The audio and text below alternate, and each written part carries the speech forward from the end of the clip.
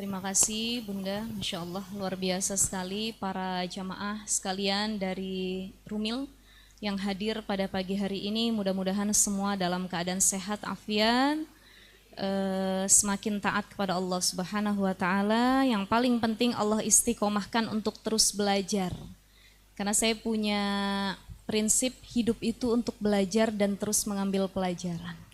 Belajar nggak harus kita datang ke sebuah instansi, kita sekolah, kita meneruskan pendidikan S1, S2, bahkan sampai S3, karena belajar bisa dimanapun.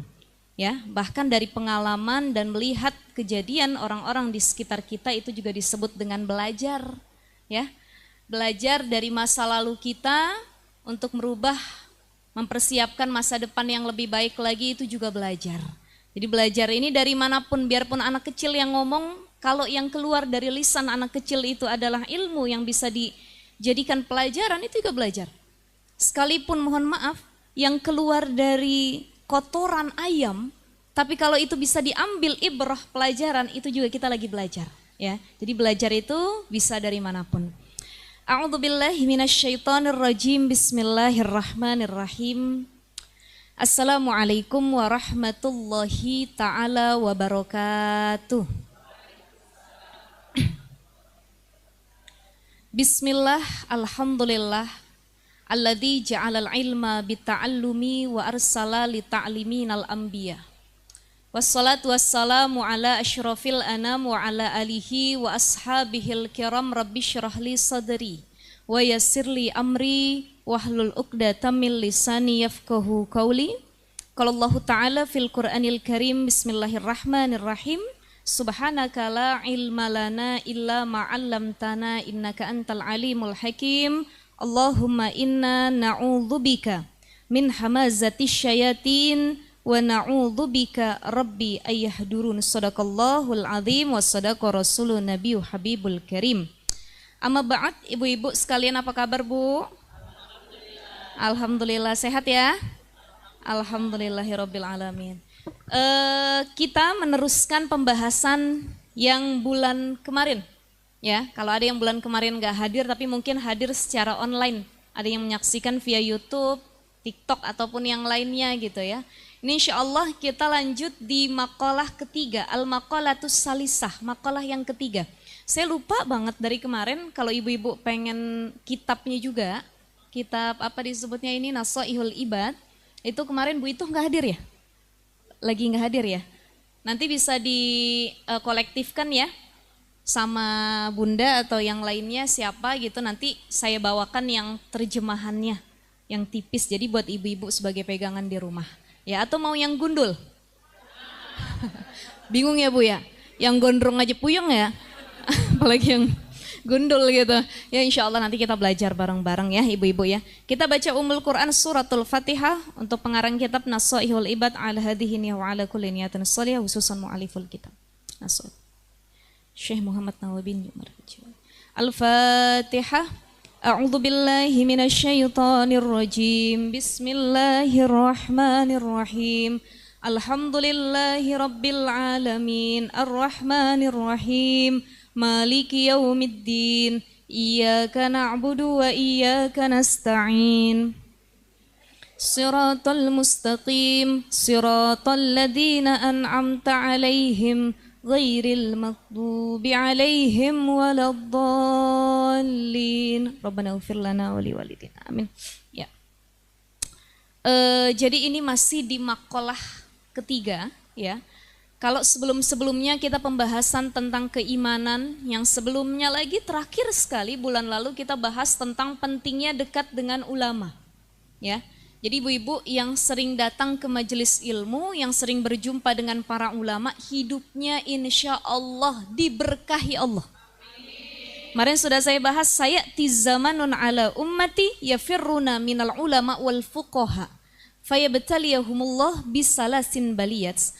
Ada sekelompok orang, kata Nabi, sekelompok umatku nanti yang mereka tuh nggak mau deket sama ulama, nggak mau datang ke majelis ilmu, nggak mau bertanya, padahal dia nggak tahu. Karena kan tipologi manusia ini ada berbagai macam terkait pengetahuan. Ada dia yang tahu, kemudian dia tahu bahwa dia tahu, dan dia mau untuk memberitahu. Paham nggak, Bu? Ribet bener ya bahasanya ya. Dia paham ilmu, dia sadar kalau dia punya ilmu dan dia punya kemauan untuk mengajarkan ilmu. Nih, tipe yang pertama. Ada model tipe yang kedua. Dia paham ilmunya, tapi dia nggak sadar kalau dia orang alim. Akhirnya dia nggak mau ngajarin ilmu sama orang lain, padahal dia orang alim gitu. Nah, untuk diri dia sendiri. Ada yang ketiga. Yang ketiga adalah dia tidak tahu dan dia tahu bahwa dia tidak tahu, kemudian dia nyari tahu. Paham ya, Bu ya? Kita tahu nih, ya Allah, saya bodoh, saya kurang ilmunya, saya kurang belajarnya, saya kurang ibadahnya. Dan saya sadar kalau saya orang yang kurang terhadap ilmu, baik itu ilmu agama ataupun yang lainnya, maka dari sekarang saya giat untuk nuntut ilmu. Nih orang yang bagus model begini nih. Insya Allah ya, mudah-mudahan ya. Saya nggak tahu deh tingkatannya di mana gitu ya. Tapi ada model yang keempat. Apa model yang keempat? Dia tidak tahu dan dia tidak tahu bahwa dia tidak tahu, kemudian dia tidak mau mencari tahu. Susah apa enggak bahasanya tuh? Intinya dia bodoh, dia kagak tahu apa-apa, dia kagak mau belajar dan dia kagak sadar dia bodoh. Begitu bahasa kitanya ya, Bu ya. Nah, ini tipe manusia yang keempat yang paling merugi. Karena apa? Dia sudah menyia-nyiakan waktunya untuk beramal solih, berbuat baik. Jadi Allah Subhanahu wa taala itu berfirman dalam surah Al-Asr, ini sering kita baca dari kecil, wal asri innal insana lafi illal ladzina amanu wa amilus solihat wa tawassau bis. Kata Allah, wal asri, demi masa, semua manusia yang hidup nih, makhluk Allah, rugi semuanya, enggak ada yang enggak rugi. Kecuali siapa? Pertama, illal ladzina amanu, orang yang beriman kepada Allah. Dia enggak rugi. Kenapa? Hatinya terpaut sama Allah. Allah, dikit-dikit ingat Allah. Pengen maksiat, takut sama Allah. Kenapa? CCTV Allah, malaikatnya di mana-mana. Pengen melakukan maksiat, melakukan kebaikan, tidak sholat dan lain sebagainya. Faham dia kenapa? Allah mengawasinya. Imannya sudah di atas rata-rata. Illal ladzina amanu, orang yang beriman enggak rugi, kata Allah. Wa amilus solihat, orang yang beramal soleh. Amal soleh itu apa saja, ibu-ibu sekalian? Ada yang tahu? Disebutkan amal soleh ini, nah disebutkan di sini ya. Tadi sudah saya, oke. Qala Mu'az, berkata Mu'az, al-amalus solih, amal soleh itu alladzi fihi arba'atu asya, ada 4 hal yang masuk dalam kategori amal solih. Apa itu? Yang pertama, al-ilmu, ilmu. Orang nyari ilmu berarti dia lagi mengerjakan amal soleh. Orang belajar ngaji, duduk di majelis ilmu, dia lagi amal soleh. Yang kedua, wan niyatu, niat yang baik, itu juga amal soleh. Ibu pengen berbuat baik, baru niat, belum dilakuin, itu udah amal soleh. Ya Allah, hari ini saya mau masakin suami masakan terenak, yang paling mahal. Pokoknya dari pagi sampai sore perut suami saya kenyang ya Allah. Tapi begitu mau masak kita mager. Males bener motong-motongnya. Aduh, buka bawangnya lagi. Ya, nguleknya lagi. Udah kagak jadi dah, beli Gojek aja dah kalau gitu. Padahal tadi sudah berniat. Tapi ketika melaksanakannya tidak sampai terrealisasi niatnya. Baru niat yang baik itu sudah masuk dalam catatan al-amalus solih, amal soleh. Ibu mau berangkat ke pengajian. Udah siap-siap, dikabarin sama tetangga, Bu mau kemana? Mau datang ke Rumil tuh. Kita nerusin kajian Nasuihul Ibad. Ngapain ngaji? Emang kenapa? Itu sinetron baru mulai tuh. Sayang nanti kalau kita kagak nerusin, udah nonton dulu sinetron katanya. Akhirnya yang tadinya mau melangkah keluar rumah, mau datang ke majelis ilmu gak jadi ketahan, tapi udah niat. Itu juga sudah dihitung al-amalus solih. Ya. Makanya segala sesuatu niatinnya yang baik, Bah. An-niyatu mahaluha fil qalb, niat itu tempatnya di hati, bukan di lisan. Ada niat, ada azam. Panjang nih bahasannya, kita belum masuk bahasan al-maqalah as-salisah. Ya Bu ya. Ada niat, ada azam. Saya pengen nanya sama ibu-ibu. Ibu misalkan bulan depan pengen umroh. Bilang sama saya, Ustazah insya Allah pertengahan bulan depan nih saya mau umroh. Itu niat apa azam? Niat apa azam? Sekali lagi, niat atau azam? Itu azam. Kapan niat umrohnya? Labbaik Allahumma umratan nawaitul umrata wa ahramtu biha. Labbaik Allahumma labbaik. Labbaik la syarika laka labbaik. Innal hamda wan ni'mata laka wal mulk la syarika lak. Nah itu niatnya, kita baca niatnya ketika lagi ngambil mikot. Ada yang di Bir Ali, ada yang di Ja'rona, ya. Ada yang di Hudaibiyah dan lain sebagainya. Itu yang disebut dengan niat umroh. Sudah mandi ihram, sudah pakai pakaian ihram, sudah sholat sunnah ihram, baru kita dituntun, dibimbing sama mutaifnya. Ibu-ibu, yuk kita niat bareng-bareng. Nawaitul umrata wa ahramtu biha, baru bertalbiyah. Labbaik Allahumma labbaik, labbaik la syarika laka labbaik. Itu yang disebut dengan niat. Jadi niat itu kalau dalam kitab Safinatun Najah pengertiannya adalah qasdu syai'i muqtarinan bi fi'lihi. Bermaksud sesuatu disertai dengan perbuatan. Jadi yang dimaksud dengan niat adalah sesuatu yang dimaksudkan dibarengi sama amal solehnya. Ibu mau sholat, niat. Kapan niatnya? Ketika takbir kan? Allah, lisan kita mengucapkan Allahu Akbar, hati kita berniat usolli fardhu subhi raka'ataini mustaqbilal qiblati adaan lillahi ta'ala. Ibu mau puasa, niatnya kapan? Di malam hari atau lagi sahur? Nawaitu shauma ghadin an adai fardhi syahri ramadhani hadhihi sanati lillahi ta'ala. Tuh.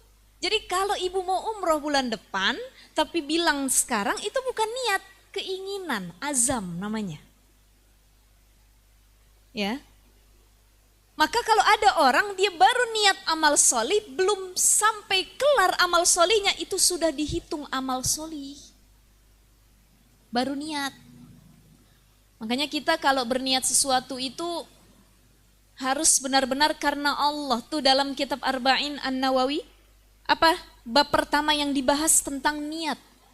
Kenapa? Karena hati ini suka terombang-ambing, berubah-ubah. Betul nggak Bu? Iman naik turun, udah kita bahas. Iman yazid, yangkus, naik turun.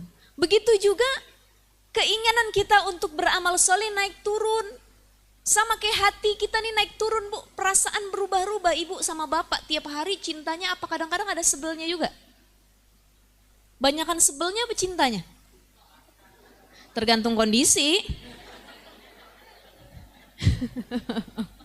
Betul ya Bu ya? Kalau lagi sebel, sebel. Kalau lagi cinta, cinta benar Masya Allah ya Rabb. Ini hati, kadang berubah-ubah. Makanya niat itu jangan sampai berubah-ubah. Apa yang kita niatkan itu yang didapat. Tuh dalam Arba'in Nawawi, innamal a'malu bin niat. Wa innama likulli imri'in ma nawa. Faman kanat hijratuhu lidunya aw yusibuha fa hijratuhu ila ma hajara ilai, ya. Siapa orang yang niatnya karena Allah, dia dapat ridha Allah. Ini dulu Nabi pengen hijrah ke Madinah. Nabi bilang sama para sahabat, kalian akan mendapatkan nanti di Madinah sesuai dengan yang kalian niatkan. Ada yang niatnya karena Allah, makin soleh nyampe Madinah. Ada yang niatnya di sana, kan dia orang Mekah nih, nanti sampai nyampe Madinah kira-kira perempuannya cakep-cakep gak ya? Kalau ada yang cakep saya nikahin satu dah, boleh dah. Akhirnya benar nyampe Madinah, dia nikah sama orang Madinah. Ada yang niatnya, oh kayaknya Madinah nih bisa jadi tempat atau wadah saya untuk berusaha, berdagang. Udah saya jualan aja nanti di Madinah, benar jadi pengusaha. Jadi apapun yang kita niatkan di situ Allah realisasikan, makanya hati-hati niatnya kudu dibenerin. Ditajdid lagi, diperbarui lagi. Ibu datang ke Rumil, niatnya apa nih?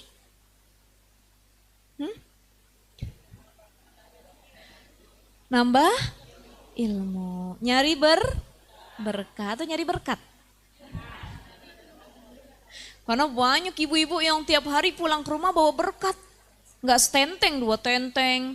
Belum yang di depan pisang masuk, jeruk masuk, lemper masuk ya. Apa hukumnya masukin makanan kue lagi ngaji, Bu?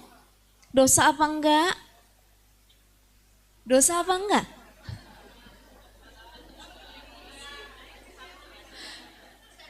Dosa apa enggak? Kalau sohibul hajatnya redho. Kata sohibul hajat yang punya acara, Bu, ini yang ada di depan, mangga, bungkus, ambil plastik. Ibu-ibu biasanya kalau udah digituin buru-buru berebutan plastik. Makanya kantong atau tas yang paling ajaib itu bukan tas bapak-bapak, tapi tas ibu-ibu. Semua masuk. Masya Allah, selagi diizinkan sama sahibul bait, sahibul hajat yang punya acara itu halal. Tapi kalau belum diizinkan, kata yang punya acara, makan di sini aja, jangan ada yang dibungkus. Nggak boleh kita bungkus, tapi pelit bener begitu ya Bu ya. Biasanya sih kalau udah disajiin berarti udah boleh dibawa pulang. Enggak. Jadi tergantung kita niatnya karena Allah atau karena yang lain nih. Yang pertama ditajdid dulu niatnya. Ya, itu yang pertama. Saya izin minum dulu boleh Bu? Bismillah.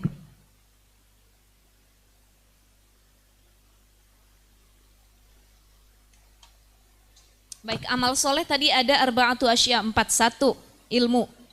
Yang kedua, an-niyatu, niat. Yang ketiga, was-sabru. Ibu sabar. Badannya sabar, hatinya sabar, jiwanya sabar, semuanya sabar, itu amal soleh. Sabar, dihianatin sama orang, amal soleh. Nauzubillah min zalik, tapi ya Bu ya. Sabar, hak kita dimakan sama orang lain, amal soleh. Sabar ketika kita dizolimin oleh orang lain, amal soleh. Jadi yang masuk dalam kategori amal soleh adalah orang yang punya sifat sabar. Ini yang pertama. Jadi sabar itu ada 2, ada sabar menjalankan ibadah kepada Allah, ada sabar menahan diri untuk tidak melakukan maksiat. Bu, jangan dimakan, kenapa? Lagi puasa, kita sabar tuh. Kapan azan maghrib nih ya Allah? Ngelihat handphone, ada video es campur, pakein kolang kaling. Ngelihat TV iklan sirup, ngelihat anak-anak lagi pada makan, ya Allah sabar. Ini namanya sabar ketika sedang beribadah kepada Allah. Yang kedua, sabar menahan diri untuk tidak melakukan maksiat. Bu, ikut yuk Bu, ngapain? Ini kita punya berita baru. Nih hati-hati, membicarakan orang lain benarnya gibah, salahnya fitnah. Tapi benar ustazah, ini mah kagak bohong-bohong kata ibu-ibu. Saya valid dapat info emang ibu itu begini orangnya. Walaupun benar itu jatuhnya ghibah. Kalau itu salah jatuhnya fitnah. Hati-hati ini ya. Wal ghibatu tuzilul amal sholih. Gibah itu bisa menghilangkan amal soleh. Ibu udah sholat, puasa, bakti sama suami, didik anak-anak. Tiba-tiba pas datang ke pengajian, ibu gibah sama kawan-kawan. Habis amal solehnya, dimakan oleh gibah tersebut. Ini, wal ghibatu tuzilul amal soleh. Ilmu, niat, sabar. Yang ketiga, wal ikhlas. 4. Yang ketiga, sabar. Yang keempat, ikhlas. Niat, ilmu, sabar, ikhlas. Ini yang disebut dengan amal salih. Ikhlas ya Allah, saya ikhlas. Apa yang disebut dengan ikhlas Bu? Ikhlas itu tatkala lisan kita tidak lagi berucap kata ikhlas. Kalau ada masih ibu-ibu yang sering ngomong ikhlas, ada orang minjem sama kita ngutang. Berapa? 5 juta. Gak mau bayar, kata temannya, emang kamu gak nagih, udah saya mah ikhlas biarin aja. Padahal dalam hatinya dongkol. Mudah-mudahan besok begini dan lain sebagainya. Nih, orang ikhlas itu adalah ketika lisannya tidak lagi mengatakan ikhlas. Ini benar-benar ikhlas. Kalau dia sering ulang-ulang kata ikhlas itu belum ikhlas. Sama suami dikasih duit sehari 20.000 buat belanja, ikhlas saya mah bang alhamdulillah.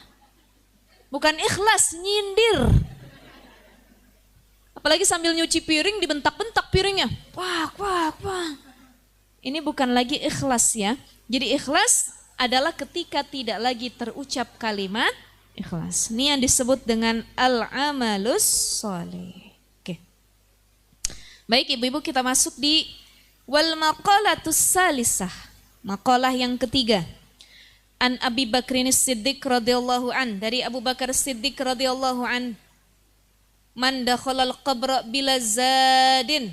Siapa yang masuk ke kuburan, siapa yang wafat nanti, yang sudah dikuburkan, bila zadin gak punya bekal, minal amali soleh, gak punya bekal amal soleh, faka'annama rokibal bahro bila safinatin. Kalau ada orang keburu masuk kubur, dia meninggal, dia wafat, gak punya bekal zat amal solih, maka disebutkan faka'annama rokibal bahro bila safinatin, seolah-olah dia seperti orang yang sedang mengarungi lautan tanpa perahu. Bila safinatin, ibu mau nyebrang dari sini ke Lampung, nggak pakai bot, nggak pakai ferry, nggak pakai perahu, ibu berenang sendirian, nyampe apakah enggak?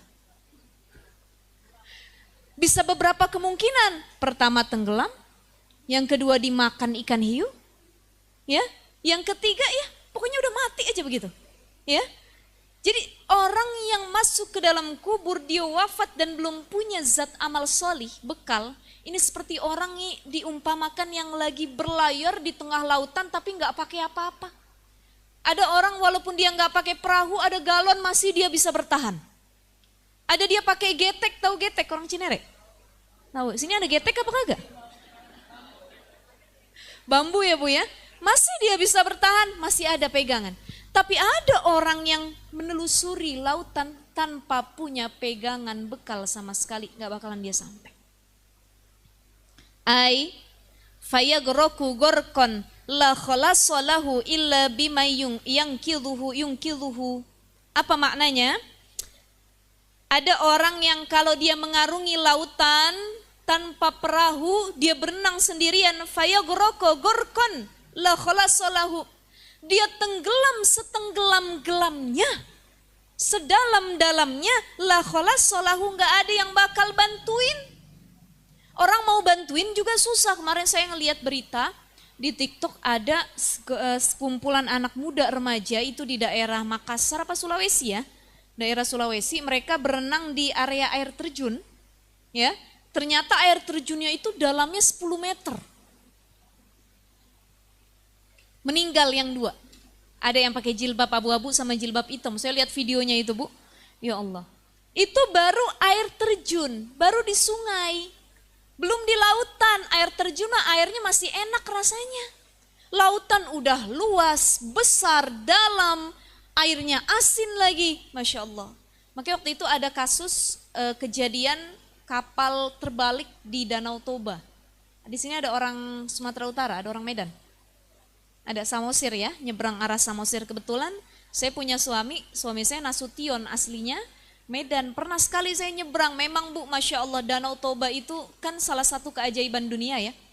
Airnya hijau banget, jadi kalau hijau itu berarti dalam. Bening, hijau, bersih, Masya Allah. Dan nyampe tengah tuh kita kayak di laut, padahal di danau. Ombaknya besar, anginnya kencang, bahkan kadang-kadang ada badai di tengahnya. Itu nyebrang dari Pelabuhan Tomo kalau nggak salah ke Samosir tuh sekitar 1 sampai 1,5 jam ya. Ada kapal-kapal kecil tuh. Nah itu yang jatuh waktu itu kapal kecil. Sampai minta bantuan dari luar negeri karena nggak memadai alatnya untuk menyelamatkan para korbannya, itu langsung terbalik gitu ya karena kelebihan muatan, lagi lebaran waktu itu. Itu mereka ditemukan di kedalaman berapa ya? Saya lupa, ratusan meter, ternyata dalam bener itu Danau Toba. Sampai para penyelam yang handal itu nggak bisa masuk ke bawah, nggak bisa. Mereka sampai pakai alat yang diturunin ke bawah dan itu sampai ratusan meter. Udah kelihatan membeku semua para mayatnya itu di bawah. Masya Allah. Ya Allah Bu, ratusan meter. Ustazah, saya 2 meter aja kagak berani. Ya Bu ya. Apalagi ratusan meter, Masya Allah. Nih bagaikan orang yang lagi berenang di tengah lautan. Fayagroko gorkon, dia tenggelam setenggelam-gelamnya, khola solahu, gak ada yang bisa nolong, yang nolong juga takut. illa bima yungkiduhu, kecuali orang yang memang bisa memberi pertolongan kepadanya. Siapa? Pertama Allah. Yang kedua bisyafa'ah Rasulullah sallallahu alaihi wasallam, dengan syafaat Rasul. Dan yang ketiga syafaat keluarga, anak saleh. Idza mata banu adama in qata amaluhu illa min salasin sadaqatin jariyatin aw ilmi yuntafa'u bihi aw waladin salihin yad'u lah. 3 yang nanti bakal nolongin kita dalam kubur. Yang pertama sedekah jariyah, ilmu yang bermanfaat, dan anak soleh yang mendoakan. Ini 3 yang bakal nemenin kita. Almal, harta pulang. Ibu punya mobil sehebat apapun, semahal apapun, apa keluaran terbaru? Palisade. Alphard keluaran tahun 2024 paling mahal. Kira-kira kalau kita mati ikut dikubur apa enggak? Enggak. Yang ngerasain siapa? Bini baru. Nih hati-hati nih. Enggak ada yang tahu kita masalah hidup ini ya Bu ya. Sibuk kita di dunia, maka judul kita kejar akhiratmu biar dunia ngikutin kamu.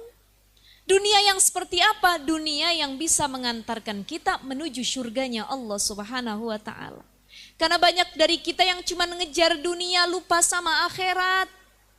I'mal li dunyaka ka'annaka ta'ishu abadan wa'mal li akhiratika ka'annaka tamutu godan. Beramal kamu untuk akhirat seolah-olah mati kita besok.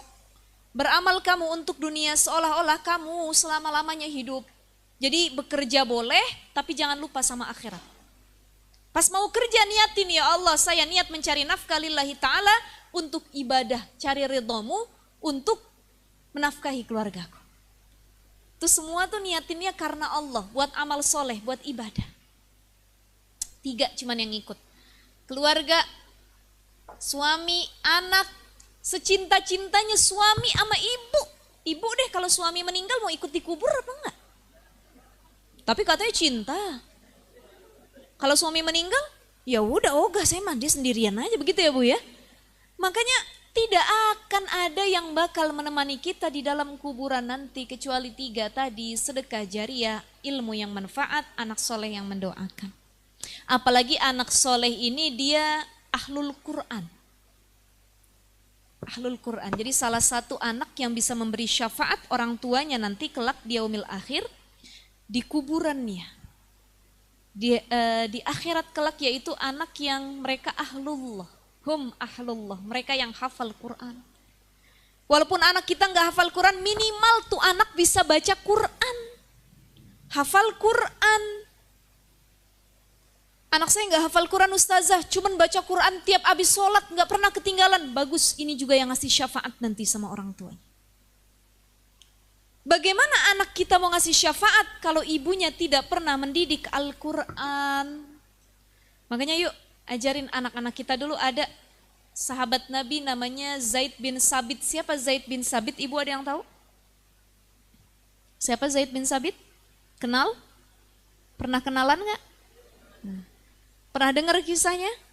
Zaid bin Sabit ini adalah seorang penulis di zaman Rasulullah yang menulis wahyu. Jadi turun wahyu Al-Quran ditulis sama Zaid bin Sabit. Dia yang penulis nih, ya, hadis Rasul ditulis lagi. Kecerdasannya di atas rata-rata, pinter. Bahkan di usianya yang waktu itu masih sekitar 11 atau 12 tahun, beliau sudah hafal belasan juz. Yang mana di zaman Nabi Al-Quran itu belum dibukukan. Jadi kalau ibu buka Al-Quran, baca Quran ini baru dibukukan di zaman Khalifah Umar bin Khattab. Dulu Quran itu masih dari mulut ke mulut. Belum ada harokatnya tuh, bacanya bagaimana tuh. Kalau ibu-ibu langsung ke Museum Wahyu, ini kalau kita umroh sekarang kan ada tuh masuk Museum Wahyu ya. Ada Quran dulu tahun sekian, ada di zaman tabi'in, ada tuh napak tilasnya. Itu nggak ada harokatnya, gundul. Bahkan ada yang gak ada titik-titiknya, Masya Allah. Itu masih dari mulut ke mulut. Ada yang mencatatnya di pelepah kurma, ada yang mencatatnya di pohon, ada yang mencatatnya di bajunya, dan lain sebagainya. Belum dibukukan, tapi Zaid bin Sabit sudah hafal belasan juz kala itu. Langsung dengar dari Rasul. Berkat siapa Zaid bin Sabit hafal Quran di usia belia? ibunya Nawarah binti Malik yang menyebabkan anaknya hafal Quran. Minimal kita Bu, kalau kita nggak hafal Quran, minimal anak kita yang hafal Quran. Betul ya Bu ya? Kan ibu-ibu mah suka begitu, ya Allah saya dulu susah. Sekarang ketika saya senang, minimal anak saya nggak susah, dia makan yang enak, jangan kayak saya dulu ya Allah. Kan begitu kita. Ya Allah, saya dulu nggak sampai sarjana sekolah saya, tapi minimal anak saya kudu sarjana ya Allah. Tuh, emak-emak kan begitu. Jangan cuma perkara duniawi yang kita doakan begitu, tapi juga ukhrawi. Ya Allah, saya nggak hafal Quran, saya nggak jadi guru, saya nggak jadi ulama, tapi minimal kelak anak saya yang bakal jadi ulama ahli Quran. Tuh, amin ya Rabbal alamin. Doa kita gitu sama Allah ya.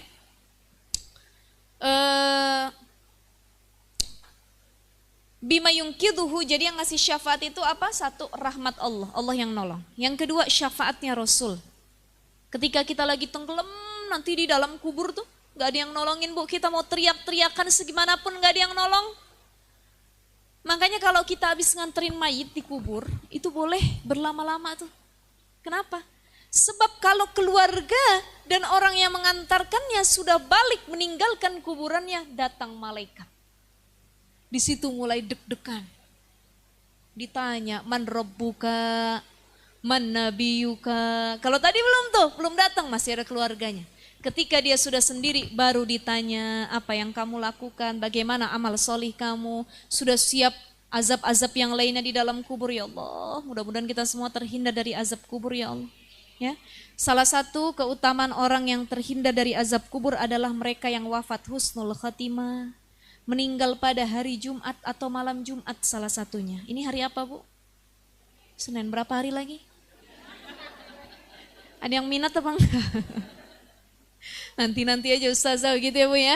Masya Allah. Mudah-mudahan kita dihindarkan dari azab kubur. Dulu Nabi SAW, ini berarti benar perumpamaan ini, faka'an nama rokibal bahra bilas safina. Karena orang dalam kuburan itu lagi tenggelam minta pertolongan, ya Allah tolong saya ya Allah. Sampai yang di dalam kuburan itu berkata, ya Allah kalau saya punya kesempatan balik lagi ke dunia, saya akan jadi orang yang ahli sedekah. Saya akan sholat tepat waktu, saya tidak akan berzina, saya tidak akan minum minuman keras dan lain sebagainya. Kata malaikat, kemudian Allah berkata, terlambat, gak bisa balik lagi. Makanya orang yang di kuburan pada betah Bu, gak balik-balik lagi. Ya Bu ya, kan gak ada yang balik lagi. Kenapa? Emang kagak bisa balik lagi? Mau gimana balik lagi gitu ibaratnya, Masya Allah. Itu mereka semua diazab oleh Allah. Dulu Nabi pernah jalan sama para sahabat melewati 2 kuburan. Ketika itu Nabi mendengar ada yang berteriak-teriak. Nabi bilang sama para sahabat, berhenti dulu. Kenapa wahai Rasul? Ini aku ngedengar suara tangisan dan teriakan dari 2 kuburan nih yang saling bersebelahan. Kemudian Rasul ambil pelepah kurma, itu pelepah kurma, ya daun kurma tuh, dibelah 2 sama Nabi, ditancepin satu-satu. Ditanya sama para sahabat, wahai Nabi apa yang kau lakukan? Kata Nabi, ini 2 orang yang ada dalam kuburan lagi teriak-teriakan, lagi disiksa. Menangis, sedih hatiku melihat umatku sedang disiksa, kata Nabi. Emang kenapa wahai Nabi? Yang pertama, kuburan yang pertama dia disiksa disebabkan karena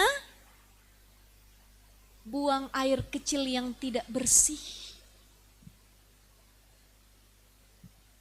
Dia punya baul kencingnya tuh gak dibersihkan, nyepret kemana-mana.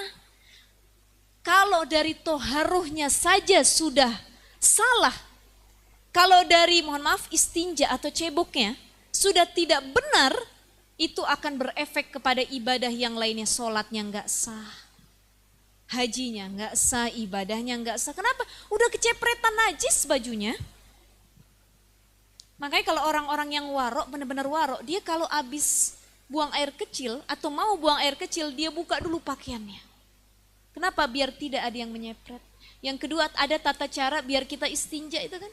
Ya, kalau dalam kitab fikih itu di awal-awal sudah dalam bab toharo dibahas. Apa tata cara istinja? Kita ngedehem, kemudian dipencet perutnya sambil didehem.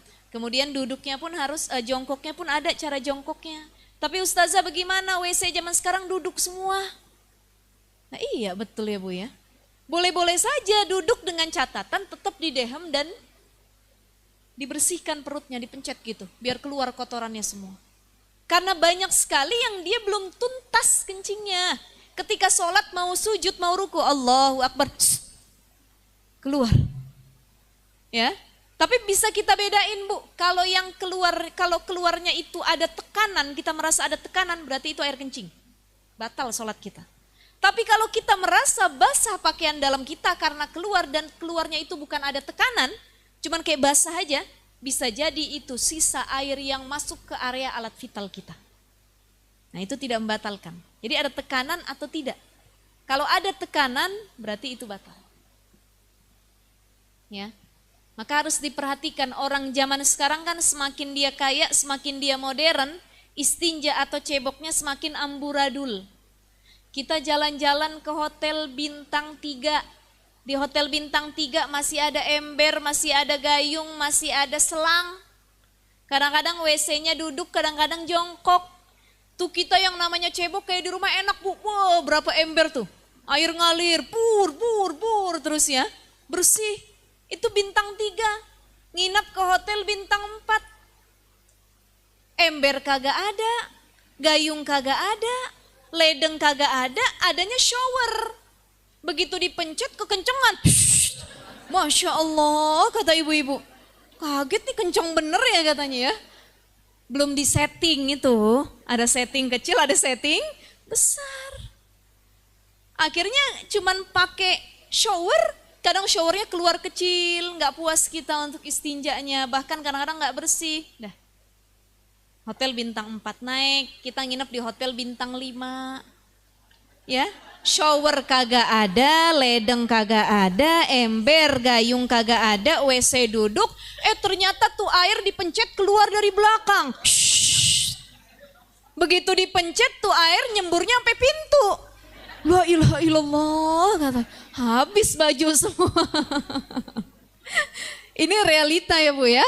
Betul ya Bu ya? Biasa kita pakai shower atau pakai gayung, tiba-tiba kita nemuin WC yang dia tuh keluar semburan dari belakang.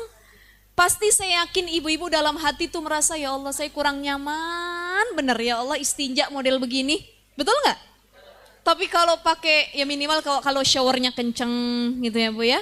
Atau embernya ada, gayungnya ada, enak tuh kita istinja. Ada lagi. Kalau sudah di tingkatan yang lebih luks lagi, lebih mewah lagi, gak ada air sama sekali, pelit sama air. Tapi tisu banyak bergulung-gulung. Ya Robbi. Saya walaupun naik pesawat Bu, saya biasanya kalau naik pesawat tuh nyiapin air segini nih, air spray. Segini. Karena gak betah kalau cuman pakai tisu. Jadi cara istinja yang benar itu bukan tisu basah duluan baru kering. Itu nggak bisa menghilangkan najis. Tapi kering dulu baru basah.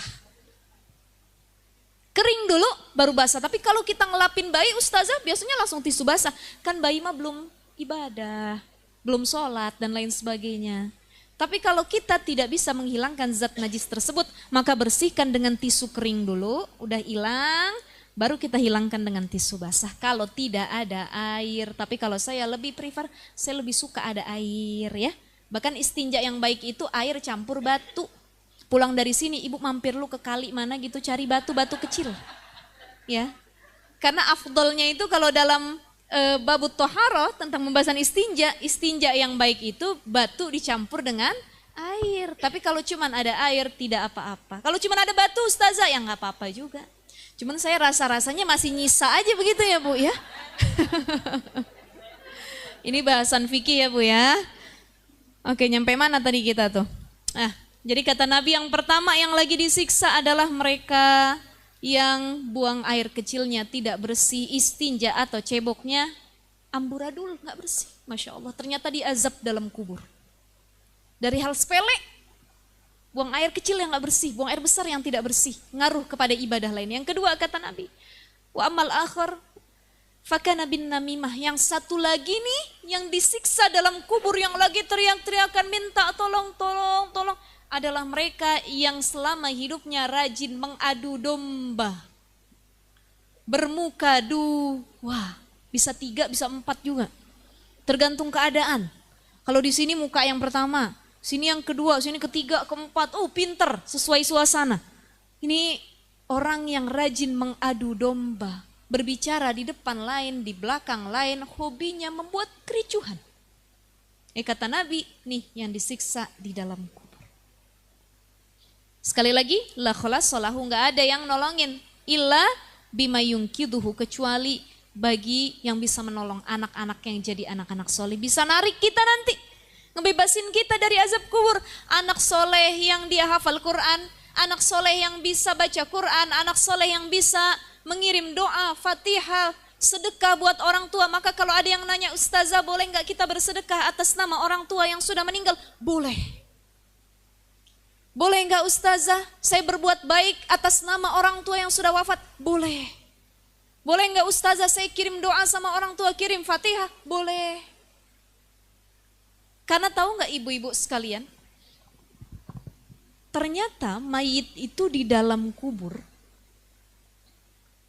itu berebutan kalau ngambil kiriman. Jadi kiriman doa, fatihah itu kayak makanan buat mayit di dalam kubur. Kita baca fatihah. Ala hadiniya wa ala kulli niyatin suson. Kita khususon nih, ya. Kita sebutin misalnya Fatimah binti Ahmad, itu kan berarti khusus nih buat emak kita, buat ayah kita. Tapi ketika kita bilang khususon wali jami'il muslimina wal muslimat wal mu'minina wal mu'minat al ahya'i minhum wal amwat, kita bilang semua muslim dan muslimat dikirim tuh ke alam barzah, ke alam kubur, berebutan mereka. Ibarat kita nih ada ibu-ibu bawa nasi kebuli, cuman satu tampah, yang makan segini orang, rebutan. Kadang-kadang ada yang tidak kebagian. Tapi ketika kita ngirim langsung sama orang tua kita, kita yang doa anaknya langsung, makanya rugi orang tua yang meninggal, anaknya nggak bisa ngaji, anaknya nggak pernah ingat, anaknya nggak pernah ngirim doa, bacaan Quran Fatihah kepada orang tuanya. Ini orang tua yang rugi. Jadi orang tua yang rugi itu bukan orang tua yang anaknya tuh nggak sukses perkara dunia, bukan. Tapi anak yang tidak sukses perkara akhirat, itu yang disebut dengan orang tua yang rugi. Anak saya nggak nyampe S1, S2 Ustazah, nggak apa-apa, tapi hafal Quran nggak hafal, ibu tidak rugi secara akhirat. Anak saya S3 Ustazah, sekolahnya tuh di Oxford, Harvard, apalagi ribet bener nyebutnya ya Bu ya. Di luar negeri dapat beasiswa. Oh Masya Allah Ustazah, pokoknya pinternya bukan main. Bisa ngaji? Nggak bisa Ustazah. Nutup aurat? Enggak juga Ustazah.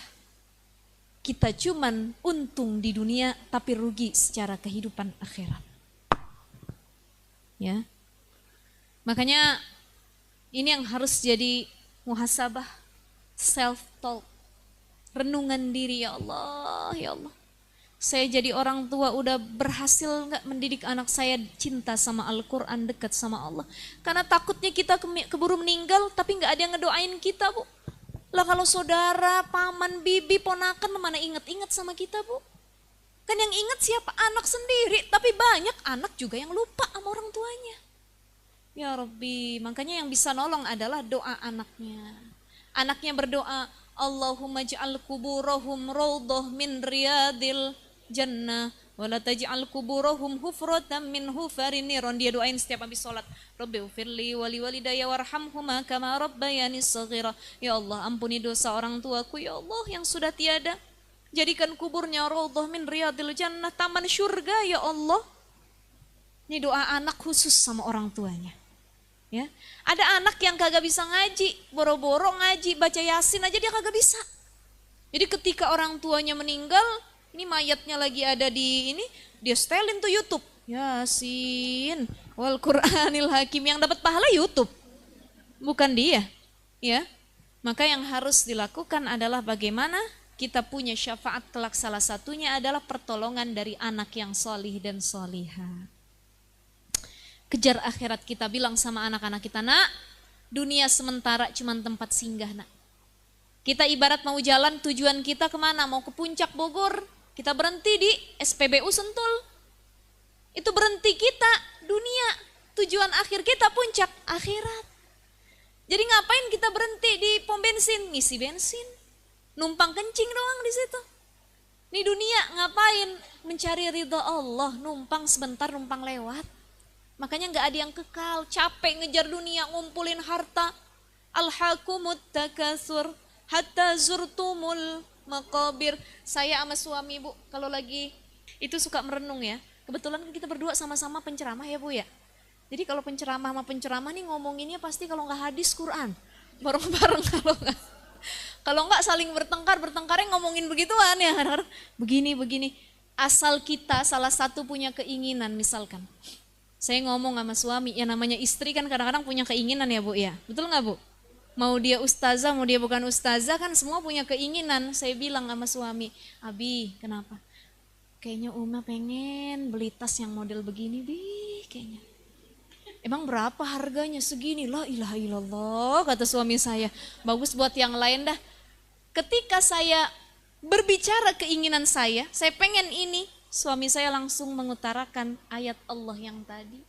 Alhaqumut takatsur hatta zurtumul maqabir. Uma, berapa lama lagi sih kita hidup kata suami saya. Akhirnya saya yang tadi mau beli kagak jadi Bu. Kagak pernah jadi. Karena setiap mau beli diajak merenung. Alhaqumut takatsur hatta zurtumul maqabir. Bermegah-megahan itu enggak Allah sukai. Buat apa sih? Kita coba kata suami saya lihat mana yang kebutuhan, mana yang prioritas, mana yang cuman keinginan. Jadi yang bedain kebutuhan dengan keinginan tuh apa? Kebutuhan itu benar-benar butuh. Coba lihat 3 kali ibu-ibu mau beli jilbab di Shopee. Udah demen bener tuh sama jilbab. Dimasukin keranjang tapi kagak dibeli-beli. Yang pertama duitnya kagak ada, nunggu duitnya ada. Yang kedua mikir lagi manfaat apa enggak ya. Ini kerudung warnanya hijau, perasaan hijau udah 5 biji di lemari ini. Oh beda nih yang itu hijau tua, ada hijau muda, nih hijaunya hijau lumut. Kan perempuan begitu ribet bener. Masalah hijau aja beda, pinknya beda, abu-abunya beda ya. Masya Allah ini masalah di situ nggak kelar-kelar. Ketika mau beli kita lihat lagi di keranjang, saya yakin ibu-ibu kalau ada sesuatu di keranjang dilihat bolak-balik. Masih ada stoknya gitu ya. Sama kita Bu ya, begitu juga. Jadi ketika kita lihat ini prioritas, keinginan atau kebutuhan. Jadi kalau cuman keinginan, kita lihat sampai 3 kali berulang-ulang bahkan lebih baru kita bertanya dalam hati, butuh atau enggak, manfaat atau enggak. Oh enggak manfaat cuman buat gaya, enggak usah dibeli.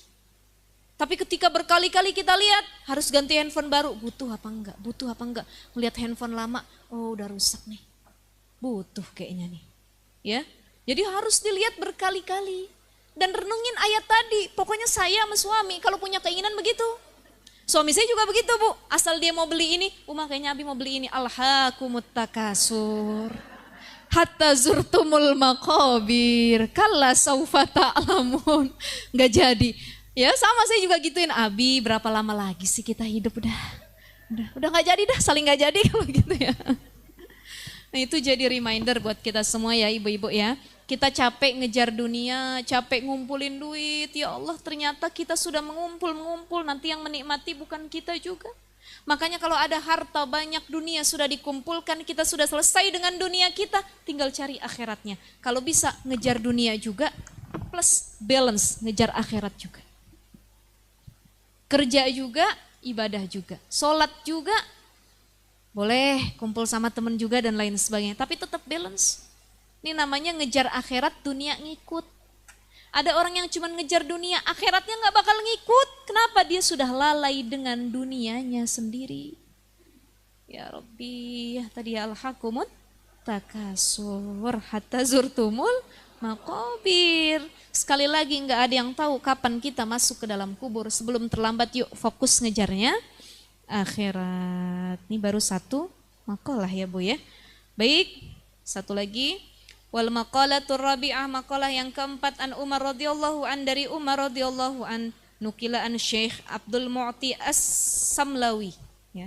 Dinukil dari Syekh Abdul Mu'ti As-Samlawi anan Nabi sallallahu alaihi wasallam, bahwasanya Nabi sallallahu alaihi wasallam qala li Jibril, Nabi bertanya kepada Jibril alaihi salam, wahai Jibril, sif li hasanati Umar. Coba dong sebutin kepadaku apa saja kebaikan Umar. Faqala berkata Jibril, "Lau kanatil biharu midada wasyajaru aklaman lamma hasartuha." Kalaupun lautan jadi tintanya, wasyajaru aklaman dan pohon-pohon jadi penanya, lama hasartuha, aku tentu nggak bakal bisa menghitungnya. Saking banyak kebaikan dari Umar itu. Ngangguk Nabi. Kemudian Nabi mengatakan, faqala berkata kepada Jibril Nabi, sifli hasanati Abi Bakar, wahai Jibril, coba dong kasih tahu kepadaku, sebutin kepadaku apa saja kebaikannya Abu Bakar. Kan tadi Umar tuh nggak bisa dihitung saking banyaknya ya. Maka faqala Jibril berkata Jibril, Umar hasanatun min hasanati Abi Bakar.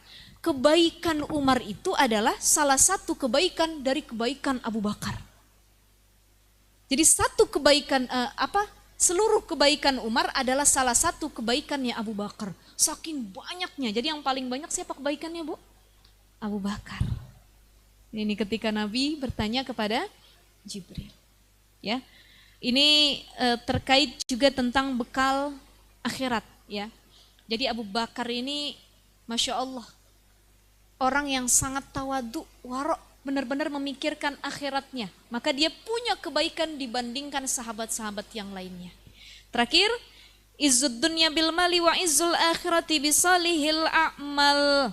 Kemuliaan dunia dengan banyaknya harta, wa izzul akhirah dan kemuliaan akhirat bisalihil a'mal dengan baiknya amal. Ai fala tataqwa umur dunya wala tasluhu illa bil amwal wala tataqwa umurul akhirah wala tasluhu illa bil a'malis salihah.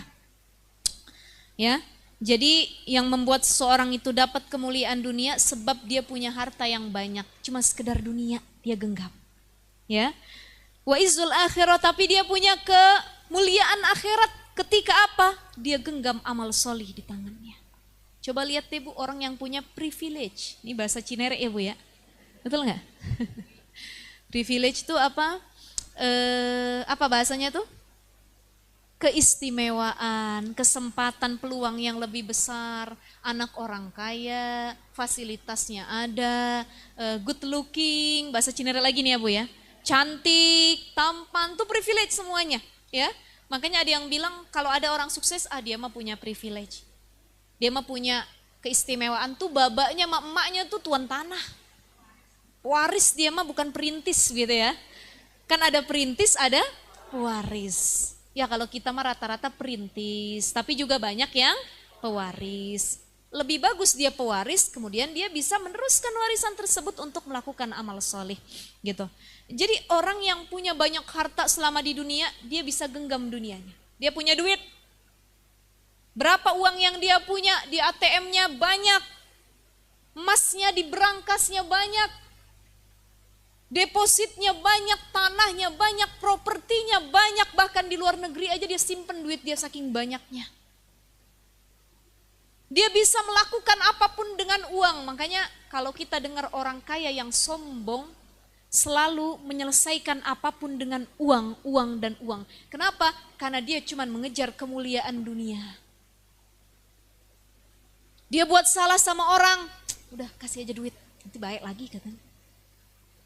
Dia nabrak orang, udah biayain aja, kasih duit yang banyak, tadi diem juga. Dia bikin perkara sama orang, udah bayar aja polisinya. Bayar aja hakimnya, menang kita nanti, duit dia punya. Dia dapat izzud dunia, tapi dia nggak dapat izzul akhirah. Karena semua dia anggap mulia, cuman dengan harta. Korun. Jadi kalau ada orang yang sombong, dia laksana korun. Korun itu saking sombongnya Bu, saking kayanya, itu hartanya tiap hari itu sampai jalan dia. Ini hartanya nih dibawa berapa mobil sama para dayang-dayangnya, dia jalan melewati warga-warga, saking banyaknya hartanya sampai apa bahasa kitanya tuh? Di apa namanya? Kalau dia muter-muter sekampung, diarak gitu. Jadi ketika korun lewat dengan hartanya, emasnya yang banyak, mewah, istri-istrinya dan lain sebagainya, ini rakyat jelata yang ngelihat, sungguh beruntung korun dengan hartanya. Padahal ternyata korunlah yang mendapat azab Allah Subhanahu wa ta'ala. Jadi ibu kalau ngelihat kawan kita yang kaya raya Bu, kita nggak usah kecil hati. Kan kadang-kadang kita mah hati kita nih lemah. Ya, hati kita nih cepet ke distract dengan perkara-perkara yang seperti itu. Ini saya pengen bahasa Cinere aja gitu yang keluar ya. Gitu ya Mak Aji ya. Ngerti nggak Mak Aji? Ya, ini hati kita nih sering kali down. Jatuh ngelihat orang yang lebih daripada kita. Makanya saya pernah sampein salah satu penyakit yang paling membahayakan bukan penyakit jasmani, tapi penyakit hati, rohani. Kalau kita penyakit jasmani, darah tinggi, tensi, demam berdarah, jantung, diabetes langsung berobat. Penyakit hati juga begitu, langsung berobat. Berobatnya apa? Qiraatul Quran, baca Al-Quran, kumpul dengan orang, sholat malam, bersedekah, itu obat hati.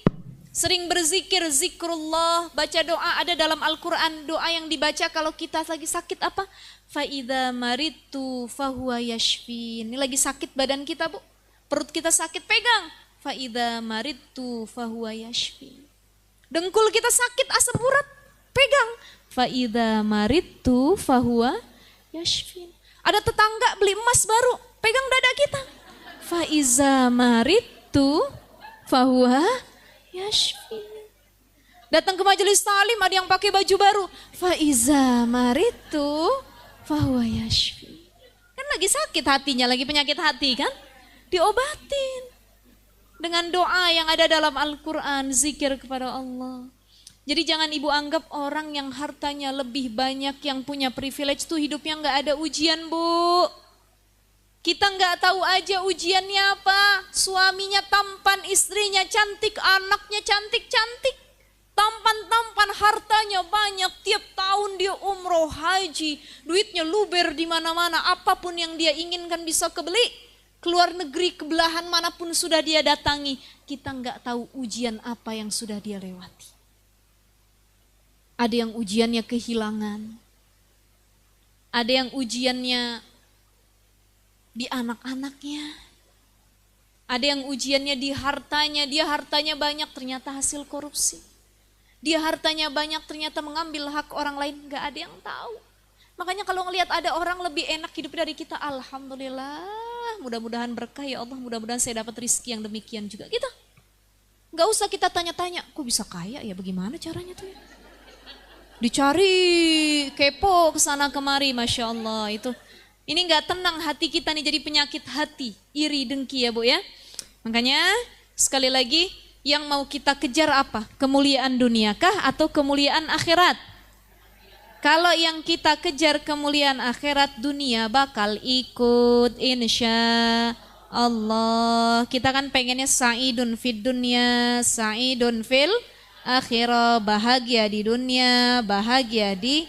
Tapi ada orang juga yang sakiun fid dunya, sa'idun fil akhirah. Dia selama di dunia susah, kata Allah sabar, nanti kamu senang di akhirat. Ada yang sa'idun fid dunya, sakiun fil akhirah. Dia senang selama di dunia, nyampe akhirat dia babak belur. Gak mau kita begitu. Ada yang selama di dunia susah, nyampe akhirat juga susah. Ya Allah, ya Rahman, itu gak jadi perbenahan diri, tapi insya Allah kita pengen yang tadi ya Bu ya, senang di dunia, senang di akhirat, mengejar kemuliaan dunia, dapat juga kemuliaan akhirat, ya insya Allah. Maka sekali lagi kemuliaan akhirat bisa kita gapai dengan amal soleh. Yang kedua, kemuliaan akhirat bisa digapai dengan zikrullah, zikir kepada Allah. La ilaha illallah Muhammadur Rasulullah. Orang yang berhasil di akhir hayatnya mengucap la ilaha illallah dakhalal jannah. Dia dapat syurganya Allah. Dan orang yang paling mulia kelak di akhirat di sisi Allah adalah mereka yang dapat dua perkara. Satu, ridha Allah. Yang kedua, syurga Allah. Ada orang berbondong-bondong masuk syurga, sudah menikmati syurga sedemikian rupa, jannatin tajri min tahtihal anhar khalidina fiha abada. Ya Allah, sungainya beraneka ragam isinya, ada yang madu, ada yang susu, ada yang arak, ada yang jus dan lain sebagainya. Perut gak ada yang namanya lapar dan kenyang tiap waktu kita makan. Gak ada lagi syahwat, setiap saat bisa kita. Nah gitu ya, itu bahasanya saking enaknya syurga. Apapun yang diinginkan ada, pengen ngomong ini, ada, dan lain sebagainya. Itu kenikmatan surga. Tapi nanti kelak di surga banyak juga yang menangis. Ditanya sama Allah, madza turidun? Kalian yang sudah pada masuk surga, apa yang kalian inginkan? Dijawab oleh para penghuni surga, ridhoka ya Rabb. Kami pengen ridhomu. Karena kami masuk surga cuman karena amal solih, bukan karena engkau ridho. Maka sekali lagi setiap beramal solih, niatinnya mengharap ridho Allah. Saya bukan karena yang lainnya Allah, tapi karena Allah. Ridhoka ya Rabb. Faman kana yarju liqa'a rabbih falyamal amalan shalihan wala yusyrik bi'ibadati rabbih ahada. Jadi dua nih Bu. Kalau kita pengen dapat ridho Allah sama syurganya Allah, falyamal amalan shalihan, beramal soleh tadi, wala yusyrik bi'ibadati rabbih ahada. Kalau biar dapat ridhonya Allah, jangan sekutuin Allah dengan hal apapun. Allah nggak ridho walaupun sebanyak apapun amal soleh kita. Kita percaya kepada selain Allah, mintanya kepada selain Allah, bersandar kepada selain Allah, nih Allah nggak ridho, cuma dapat syurga tapi nggak dapat ridho Allah. Maka sekali lagi doa kita yang selalu kita baca, Allahumma inna nas'aluka ridhaka wal jannah wa na'udzubika min sakhatika wan nar. Amin ya rabbal alamin. Ini terkait pembahasan dunia belum kelar Bu, karena masih ada beberapa makalah lagi. Insya Allah kita masih teruskan ya. Mungkin karena sudah jam 11 lewat, saya kembalikan kepada moderator. Silahkan. Baik, masih ada sesi tanya jawab Ustaz ya. Kepada bunda-bunda yang mau bertanya, kita batasin 2 aja ya yang bertanya ya, silakan.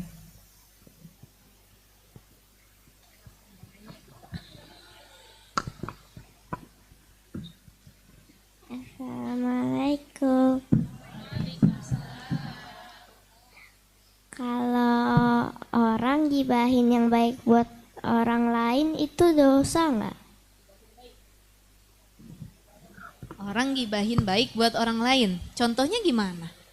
Misalnya dia ngomongin orang ini tuh suka sedekah loh. Oh gitu ya Bu ya. Kita harus ngikutin ada anak-anak ya Bu ya. Adik siapa namanya? Kinar. Kinar, berapa umurnya? 8. 8 tahun Bu. Anak kecil aja berani nanya nih. Ya, Masya Allah. Ya, Dinar mudah-mudahan jadi anak soleh ya. Insya Allah jadi penerus kebaikan nanti dakwahnya Rasulullah Sallallahu Alaihi Wasallam. Kalau ada orang gibahin orang lain, gibah itu apa sih? Membicarakan orang lain di mana orang itu tidak ada di situ. Jadi orang pertama dengan orang kedua berbicara dan orang ketiganya tidak ada. Walaupun itu kebaikan, boleh atau tidak? Ya, walaupun itu kebaikan diperbolehkan. Dan itu masuknya bukan kategori gibah karena sedang apa ya? Ini kayak gini, kalau dalam ilmu hadis itu ada jarh wa ta'dil. Jarh wa ta'dil itu untuk mengetahui ini kira-kira perawinya tuh cacat atau enggak.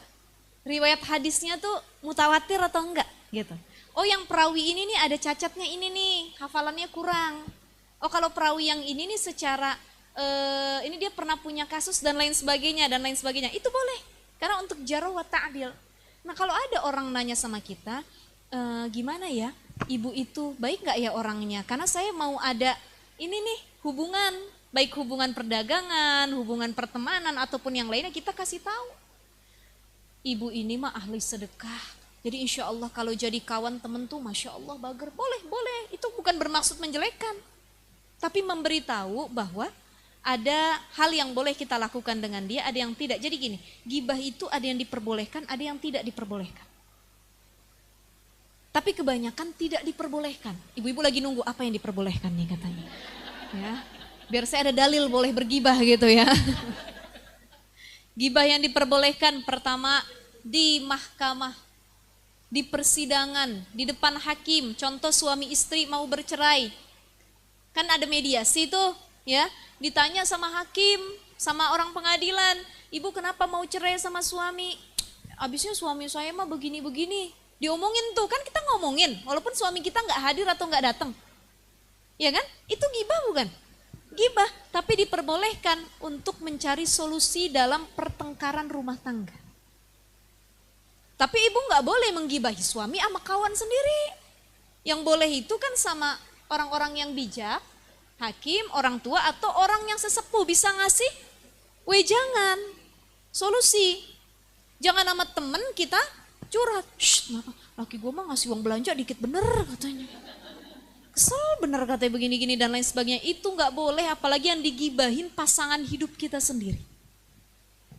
Jadi kalau dalam pertengkaran di mahkamah pengadilan itu diperbolehkan. Contoh lagi, ibu kena kasus, ibu dicopet misalkan, jangan ibu deh, nauzubillah ya. Ada yang kena copet. Terus ketika ditanya sama polisi, bu copetnya kayak gimana? Badannya tinggi, kulitnya agak gelap, hidungnya begini-begini. Kita ngomongin bukan? Ngomongin, tapi apa perlu nggak kita ngomongin? Untuk mencari siapa tersangkanya. Ibu ditanya polisi, bu copetnya bagaimana? Ya Allah, saya nggak mau gibah Pak Polisi. Pokoknya Pak Polisi mah cari aja sendiri katanya. Kan nggak bisa begitu bu, betul ya? Harus ngasih tahu ciri-cirinya seperti apa. Jadi boleh kalau dalam perkara menyelesaikan masalah atau mencari jalan keluar, mencari tersangka dan lain sebagainya. Yang ketiga, sedang mengidentifikasi seseorang. Misal, ibu punya kawannya rumahnya di Limo. Ada RT 2 ya, ada RT 2 di Limo tuh. Siapa nama kawannya? Siti Fatimah misalkan. Ibu nanya sama orang, bu punten, saya mau ke rumah kawan saya, kalau ibu Siti Fatimah rumahnya yang mana ya? Kata yang ditanya, bu mohon maaf Siti Fatimah yang mana ya? Di sini Siti Fatimah ada 20 orang di RT ini. Ya kan betul ya bu ya? Di RT ini Siti Fatimah ada 20 orang. Oh Siti Fatimah ini yang lakinya namanya ini. Orangnya bagaimana bu? Ini orangnya tinggi, kulitnya putih, hidungnya begini, kalau ngomong begini, badannya kurus dan lain sebagainya. Itu kan mengidentifikasi. Kalau kita nggak ngasih tahu, nggak bakalan dikasih tahu yang mana juga. Tapi begitu, yang mana Bu Fatimah? Oh Bu Fatimah tuh yang begini, yang orangnya berisi. Oh belah situ tuh rumahnya Bu Fatimah yang itu begitu. Ya. Keluar Betawinya jadinya ya Bu ya. Kurang lebih seperti itu, mengidentifikasi boleh. Ada teman tadi siapa namanya? Kinar. Ada teman Kinar nanya, Kinar kenal nggak sama yang namanya Putri? Putri yang mana ya? Di kelas aku nama Putri ada 3 orang. Oh Putri yang rambutnya panjang, bulu matanya lentik, hidungnya mancung, kenal nggak? Oh itu namanya Putri ini begitu. Tapi kan sekolahnya Islam pada pakai kerudung. Oh iya ya. Ini kan cuman misalkan ya. Betul juga ya Bu ya. Atau kalau nggak tahu rambutnya, Putri itu Putri yang mana? Oh ada yang kulitnya putih, ada yang sawo mateng ya, ada yang sawoknya agak busuk begitu bagaimana. Jadi beda-beda, ada yang kulitnya terang, ada yang kulitnya gelap, ada ada putri yang lebih tinggi, ada yang kurang tinggi. Itu bisa tahu dari situ. Jadi kalau ada yang nanya mengenai kebaikan seseorang atau minta diberitahu terkait seseorang boleh. Tapi jangan kebablasan juga Bu. Ibu gara-gara ditanya akhirnya kesempatan saya jelekin dia nih gitu kan. Nah ini yang jadi dosa ya. Kalau cuman ada yang nanya, misal contoh sekali lagi ya, ada orang pengen ngutang sama kita Bu. Ya, si A pengen ngutang sama saya. Saya nanya sama kawannya si B, Bu, ini ibu si A, dia pengen minjem duit sama saya. Kira-kira orangnya amanah nggak ya? Balikin lagi nggak ya kalau ngutang? Masalahnya jumlahnya nggak sedikit. Dikasih tahu sama kawannya si B, Ustazah hati-hati deh. Ini si A kalau ngutang galakan dia kadang-kadang daripada kita. Benar saya mah. Terus kawan-kawan saya udah berapa kali ngutang sama dia emang gak pernah dibalikin. Orangnya gak amanah. Kalau bisa Ustazah biar hubungan tetap baik gak usah deh ngutangin ke dia. Bilang aja kagak ada ataupun yang lainnya. Itu kan saya dikasih informasi biar hubungannya tetap baik. Biar saya gak masuk dalam jebakan orang tersebut. Maka boleh bergibah dalam hal tersebut. Tapi Tapi kalau tidak ada api, tidak ada angin, tidak ada air, yang penting mulut kita gatel aja pengen gibah gitu.